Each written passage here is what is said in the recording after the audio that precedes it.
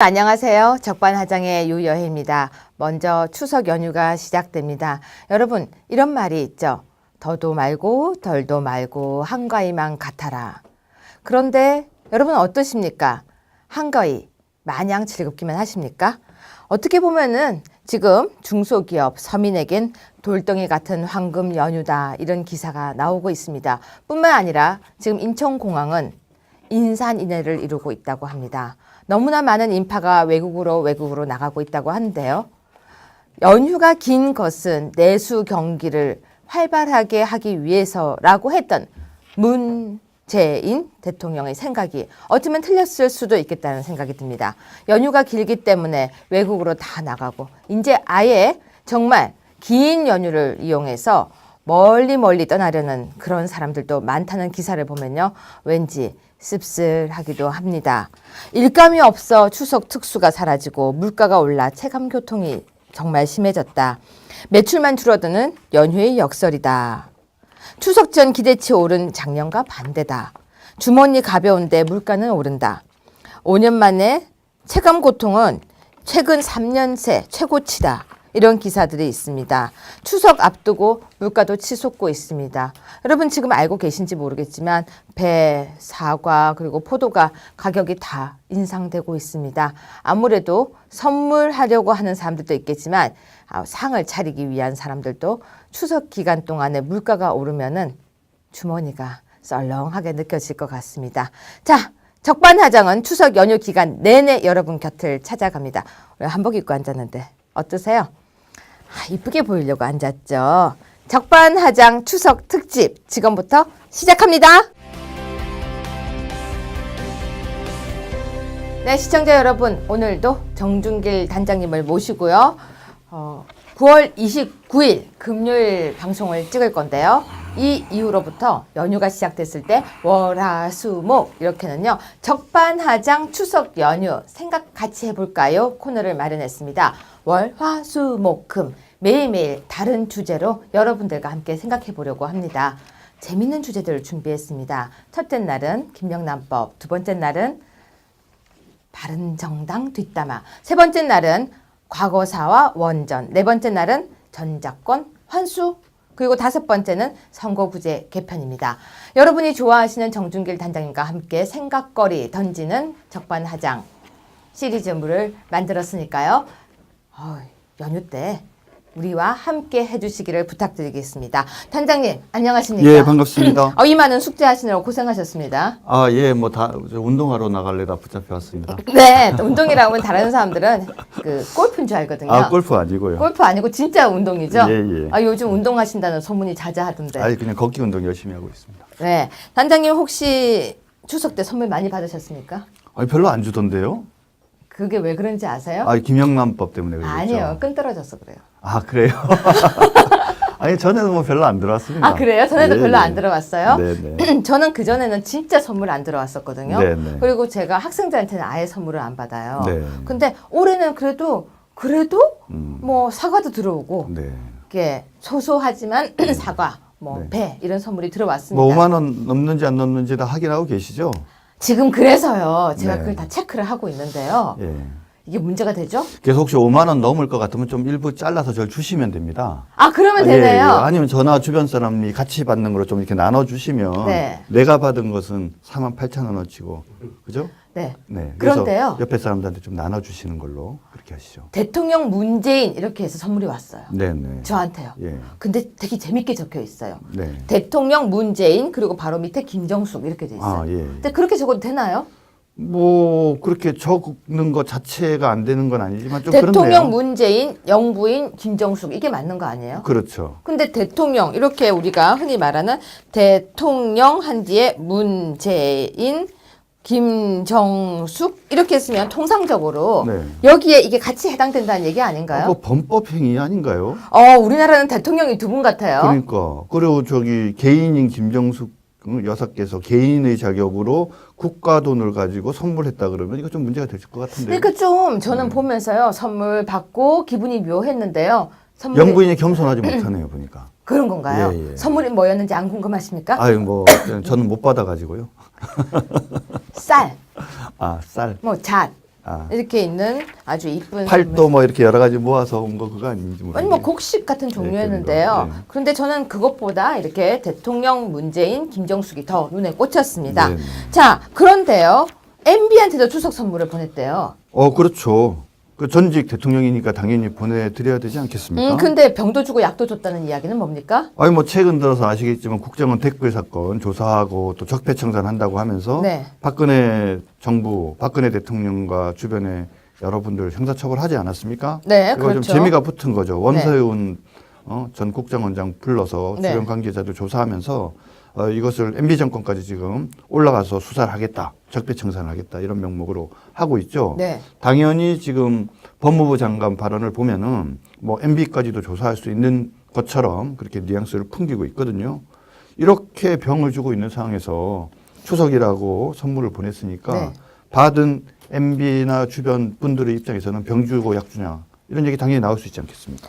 그런데요. 어차피 이거 잘 먹고 든든하게 수사받아라 이런 뜻인가요? 근데 이게 또 좀 문제가 있어요. 그러니까 원칙에 관한 얘기라고 하면은 혹시 뭐 이제 수사를 대상이 될지도 모르니까 그건 그대로 진행되더라도 그다음 또 MB가 전직 대통령이니까는 규정에 따라서 뭐 선물을 주는 거는 또 그거대로 진행하면 좋은데 그 원칙대로 해야 될 거 아니에요. 예를 들면 전두환, 노태우 두 전직 대통령은 사법 처리를 받았기 때문에 의전 대상에서 제외가 돼요. 의전 대상에서 제외되니까 선물도 이 두 안 분한테는 보냈나요? 안 보낸 거, 그거 맞아요. 왜? 그렇게 하는 게 맞는데 지금 뭐냐면 박근혜 전 대통령 같으신 경우에는 형사 재판을 받고 있지만 아직 무죄 추정의 그렇죠. 원칙에 그렇죠. 의해서 1심 재판 끝나지도 않고 무죄 추정의 원칙이고 그러면 아니 저기 규정에 따라서 의전 대상에 여전히 포함되는 거 아닙니까? 그렇죠. 그럼 보냈어야죠. 안 보냈어요? 안 보냈다고 지금 얘기가 나오고 있어요. 안 한 듯. 받을 이렇게 사람이 나오는데. 없어서 그런 거 예, 아니에요? 아무리 받을 사람이 없어도 그렇죠. 그렇군요. 보냈는데 받을 사람이 없어서 돌아왔다든지 이렇게 돼야 되는 거지. 알아서 현재 문재인 정부에서 안 보낸다. 이거는 원칙과 기준에 맞지 않는 것이다. 저는 그렇게 생각합니다. 네, 그런데 손명순 여사 그리고 이효 여사, 권양숙 여사에게는 선물이 전달되었네요. 그렇죠. 예. 네, 어쨌거나 일각에서는요 국정원 댓글 사건으로 수사 대상까지 거론되고 있는 대통령한테 명절 선물을 전달하는 것이 적절하냐는 이야기도 있었다고 하는데요. 저는 오히려 명절 선물을 전달한 것이 적절하지 않다라고 얘기하는 게 잘못됐다고 봐요. 저도 그렇게 얘기하려고 그렇죠. 했는데 왜 갑자기 제 말을 자르세요? 죄송합니다. 그래요. 어떻게 생각이 똑같네요. 이럴 때는 뭐라고 말을 해야 됩니까? 아무튼 저는 선물을 주는 것이 원칙에 맞다. 네. 그런데 여기서 지적하고 5만 원이 싶은 건 넘지만 않으면. 그죠? 5만 원 안 넘을 것 예, 같았어요. 예. 근데 원칙은 그렇다면 의전을 하는 사람과 안 하는 사람이 원칙이라면 이명박 전 대통령 원칙에 따라서 선물하는 거 맞다. 그러면 구치소에 수감 중인 박근혜 전 대통령에게도 선물을 하는 것이 맞다. 저는 이렇게 마무리하고 싶은데 어떻습니까? 정말 전적으로 동의합니다. 그러니까 대한민국이 보다 발전된 선진 민주사회가 되기 위해서는요.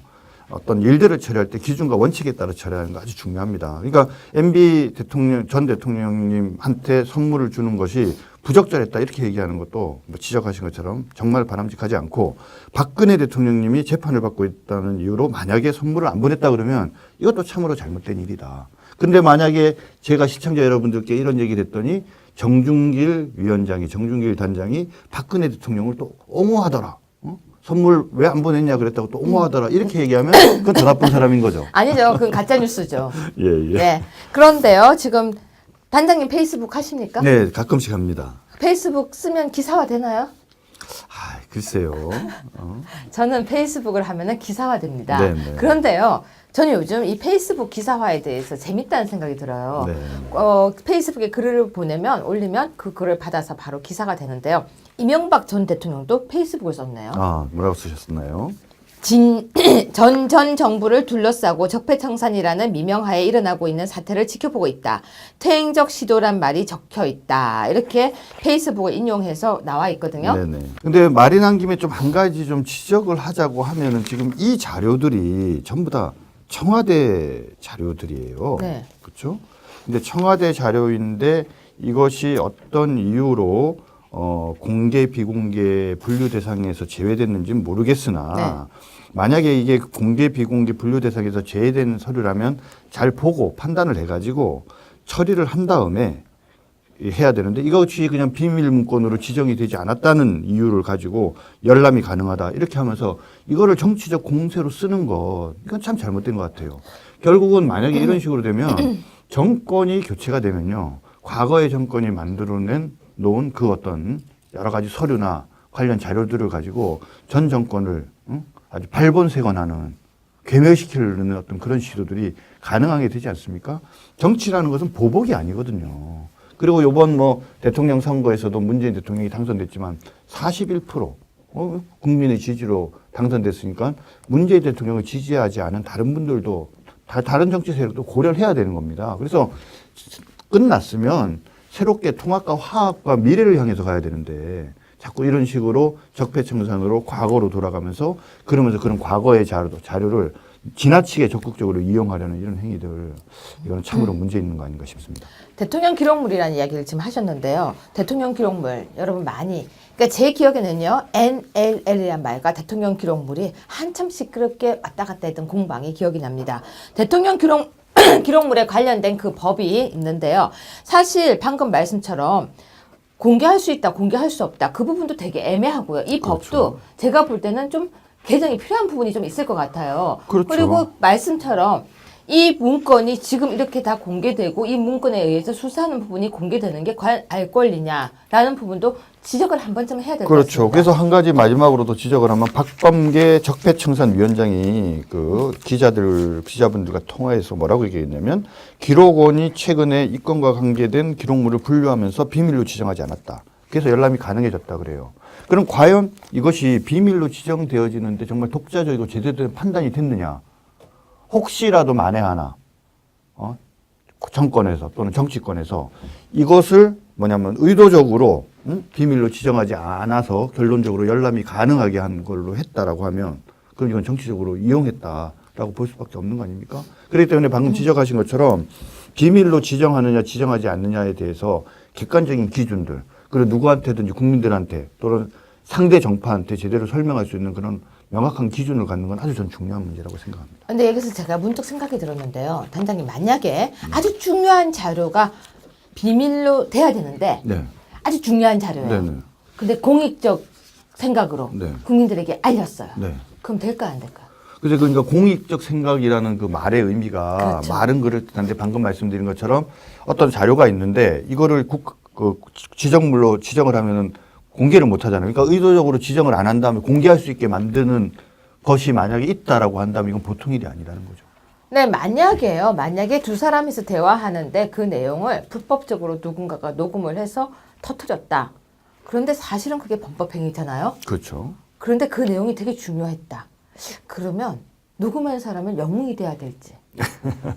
참 고민스럽습니다. 그렇죠? 오히려 요즘에는 그런 좀 불법이나 편법을 저지르는 사람이 의인으로 미화되어지는 그런 좀 일들이 좀 있었죠. 과거의 권위주의적 정권 시대에는 사실은 상당한 그런 행위조차도 용기를 요구하는 것이었기 때문에 오히려 그분들이 박수를 받아야 되는 상황도 없었던 건 아니지만 최근에는 오히려 상당히 대한민국이 민주화되고 정상적인 국가로 되어져 가는데도 불구하고 그런 좀 편법적인 그리고 불법에 가까운 행위를 오히려 하는 사람들이 의인으로 미화되는 것은 아닌지 그 점에 대해서도 한국 사회에서 좀 진지한 반성이 필요하지 않을까 싶습니다. 네, 이러다가 파파라치가 의인이 되는 세상이 올 것 같습니다. 파파라치 하면 생각나는 사람이 바로 여러분 기억나시죠? 영국의 그 찰스 황태자 부인이었던 다이애나. 네, 예. 기억나시죠? 예, 예. 그래서 파파라치가 의인이 되는 세상 저는 아니라고 생각합니다. 두 번째 꼭지 한번 보겠습니다. 문정인 대통령이 말 못하는 촛불 민심 전하는 게 내 임무다. 예. 대통령이 말 못하는 촛불 민심 이게 무슨 얘기입니까? 글쎄 지금 문정인 특보로 인해서 그렇지 않아도 혼란스러운 외교안보, 그죠? 특히 이제 그 정부의 네. 어떤 외교안보의 어떤 입장이 뭔지에 대해서 상당히 혼란스럽습니다. 네. 그런데 이제 문정인 특보가 대통령이 말 못하는 촛불 민심 전하는 게 자기 임무라고 이렇게 얘기를 했는데 사실 문정인 특보가 또 최근에 뭐 여러 가지 얘기들을 했는데 뭐라고 본인의 지위를 얘기하냐면 나는 두 가지 지위가 있다. 그래서 하나는 학자로서의 견해를 얘기할 수 있고 하나는 대통령의 특보로서 견해를 얘기할 수 있다. 근데 나는 두 가지를 분명히 구분해서 얘기하고 있기 때문에 그렇고 대통령도 이중적 역할에 대해서 동의해줬다. 그래서 내가 어떤 상황에서 학자로서 얘기하는 거 왜 그거를 자꾸 특보로서 얘기하는 것으로 오해하느냐 이렇게 얘기들을 하는데 이게 참으로 안타까운 일이라는 거죠. 왜냐하면은 지금 문정인 특보가 발언하는 게 과연 특보로서 발언인지 아니면 학자로서 발언인지 그게 과연 쉽게 구분되느냐?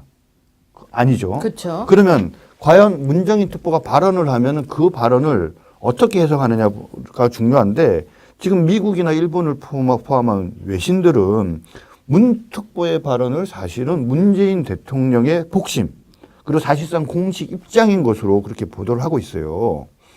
그렇기 때문에 문 특보가 뭐라고 얘기를 해놓고 이것은 난 이거는 내가 특보가 아니라 학자적 입장에서 이야기한 거 이렇게 이야기를 하면은 이거는 말도 안 되는 상황들이 벌어지는 거죠. 그러니까 문 특보가 뭐라고 얘기하고 오히려 정부에서 그게 그런 뜻이 아니고요 이렇게 자꾸 설명하거나 변명하는 일들이 반복되어지지 않습니까? 이게 참 문제가 있는 것 같습니다. 그런데요, 청와대 고위 관계자가 이렇게 얘기했어요. 문 특보가 조금 튀기는 하지만 정부 정책 추진에 긍정적, 부정적 측면을 모두 갖고 있다. 경고나 인사 조치는 검토하지 않고 있다. 그럼 복심 맞나요? 근데 이게 참 문제가 있는 거예요. 제가 이거 한번 여쭤볼게요. 특보가 있어요, 특보. 그럼 특보라는 사람이 하는 일은 뭡니까? 외교안보 특보예요, 제가. 제 정준길이가 만약에 대통령이 우리 유여의 대통령이 되셨다고 치잔 말이에요. 그래서 제가 이제 외교안보 특보인데 그 외교안보 특보가 외교안보에 관한 중요 현안에 대해서 어디다가 얘기해야 돼요? 근데 대통령한테 얘기를 해야죠. 왜 언론에다 대고 국민에다 대고 얘기를 하냐 이거죠. 특보가 영어로 뭔지 아세요? 예? 여기 무슨 보좌관으로 돼 있네요? 스페셜 어드바이저. 스페셜. 특별 보좌관. 네, 스페셜이라는 단어가 들어가거든요. 네. 근데 특보 역할이 대통령한테 한다고 생각 안 하는 거예요. 그러니까 대통령의 입, 스피커라고 생각하는 거예요. 그러니까 특보는 두 가지여야 되는 거죠. 어떤 생각이 있으면 그 의견을 대통령한테 이야기를 해서 본인이 10개를 얘기하면은 네. 특보가 하는 얘기를 대통령이 다 받을 수는 없는 거 아니에요. 그 중에서 예를 들면 7, 8개는 취사 선택하고 2-3개는 선택하지 않을 수도 있단 네. 말입니다. 그러니까 제대로 판단하실 수 있게 자기의 전문적인 좋은 얘기들을 해주는 작업. 그 다음에 어떤 대통령이 이야기를 하는데 경우에 따라서 직접 말씀하시는 것이 좀 부적절하거나, 또는 특보가 얘기하는 것이 바람직하다고 생각되어지는 그런 면들에 있어서는 특보가 대통령을 결과적으로 대신해서 발언하는 거죠.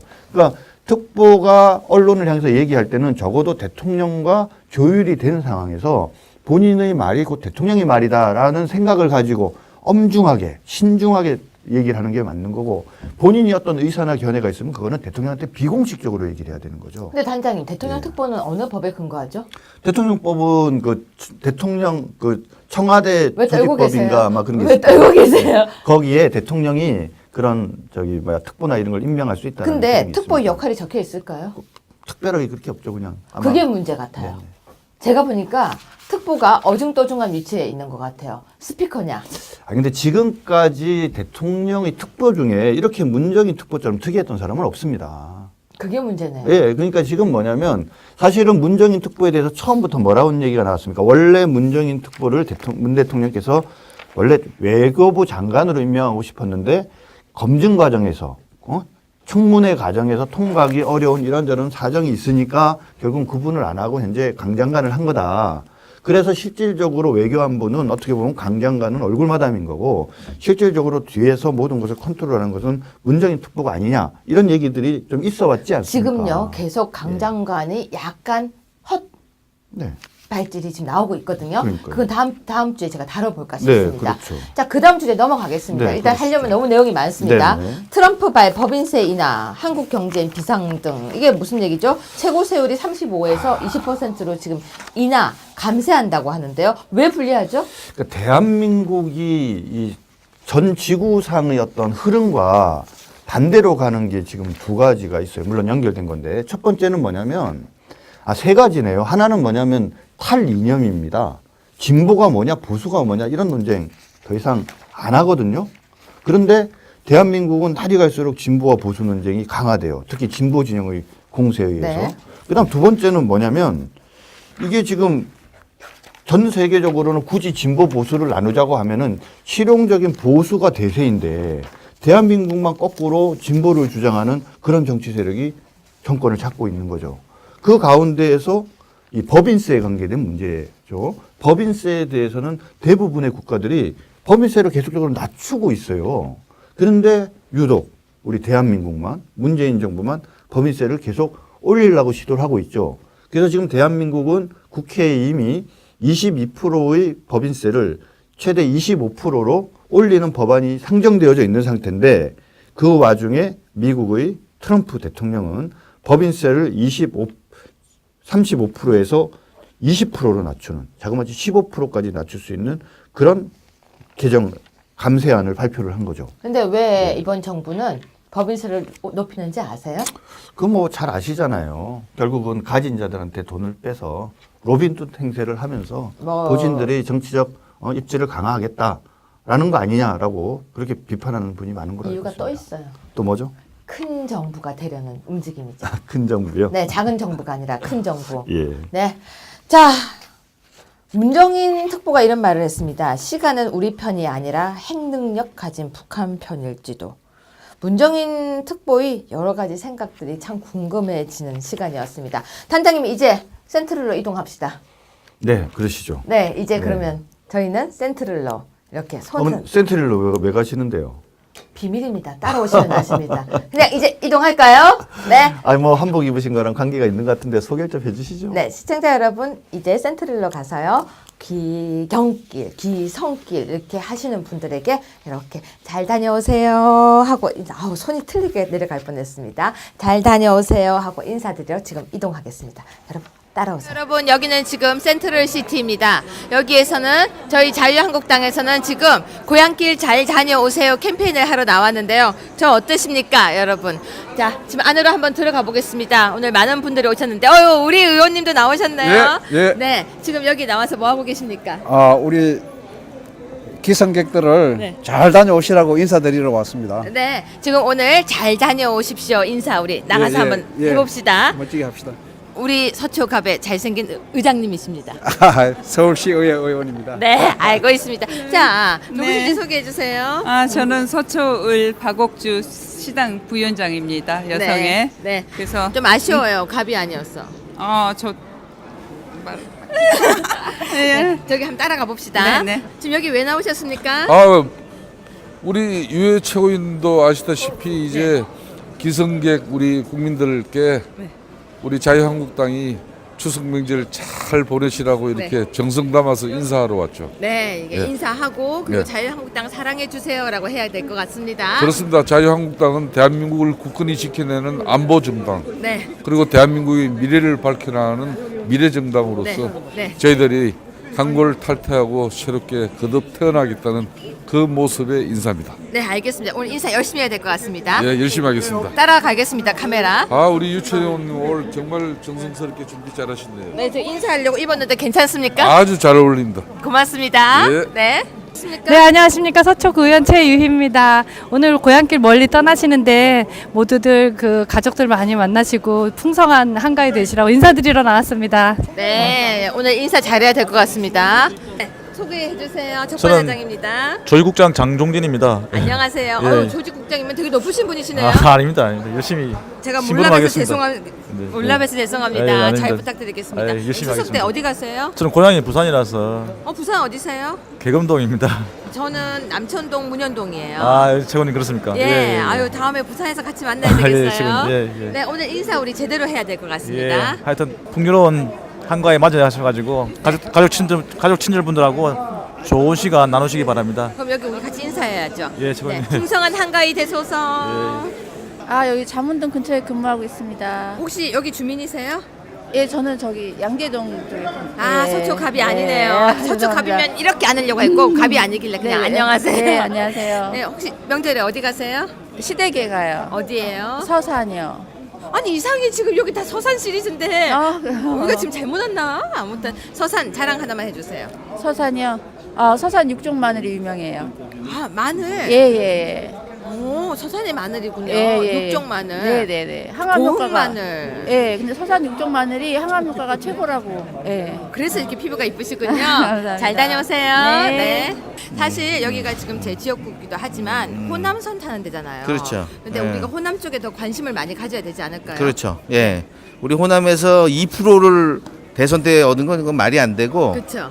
숨어 있는 우리 지지자들이 많이 있을 것이다. 15% 20%까지 가능하고요. 그쵸. 열심히 하시고 네. 우리가 소외된 우리 당내에서 좀 소외가 돼 있잖아요. 이제 그쪽 많이 우리가 발굴을 하고 자, 그렇게 해야 될 의원님 것 같아요. 예. 여기 추석 덕담 한번 저하고 같이 할까요? 네. 더도 말고 덜도 말고 한가위만 갔었어. 저랑 같이 인사할까요? 네, 네. 네. 더도 말고 덜도 말고 한가위만 갔었어. 경제나 안보나 어렵습니다. 이번 저 한가위 긴 시간 동안 정말 에너지 재충전해서 대한민국을 다시 리빌딩할 수 있도록 우리 최선을 다합시다. 우리 자유한국당을 위하여. 그러면 이렇게 해요. 네. 자, 이렇게 등 돌려봐요. 등 돌려봐요. 이렇게 저하고. 자, 자유한국당 화이팅! 화이팅! 화이팅! 화이팅! 네. 오케이. 신랑 신부라니요 아니 뒤에서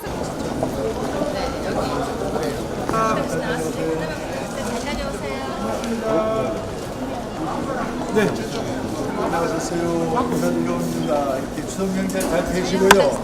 잘 다녀오세요.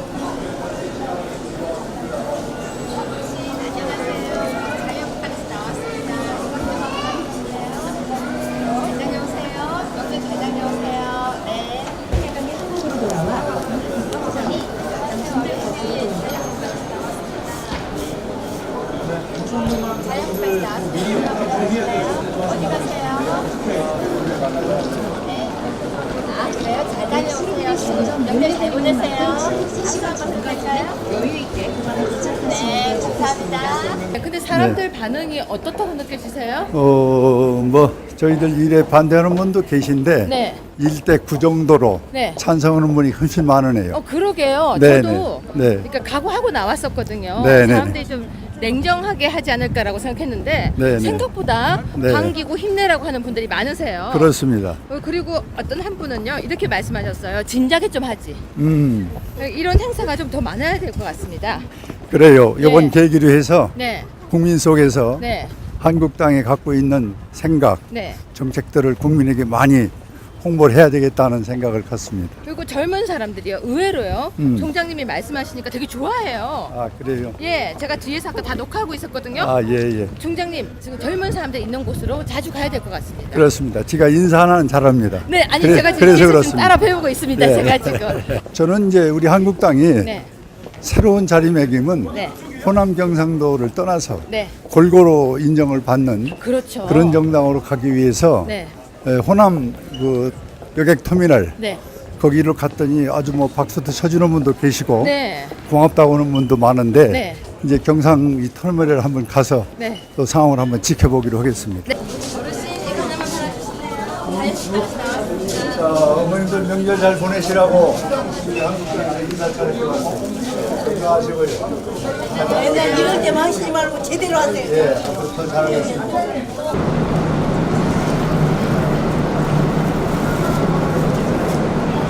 오늘 제가 갑자기 올라와서 인사드리게 돼서 죄송합니다. 한국당의 사무총장인데요. 명절 잘 보내시라고 이렇게 인사차 올라왔습니다. 저희들이 콩쿠르 하나 이렇게 놓고 가겠습니다. 받아주시기 바랍니다. 감사합니다. 잘 다녀오시고요. 네, 유여해입니다. 네, 하나 놓고 갈게요. 잘 다녀오세요.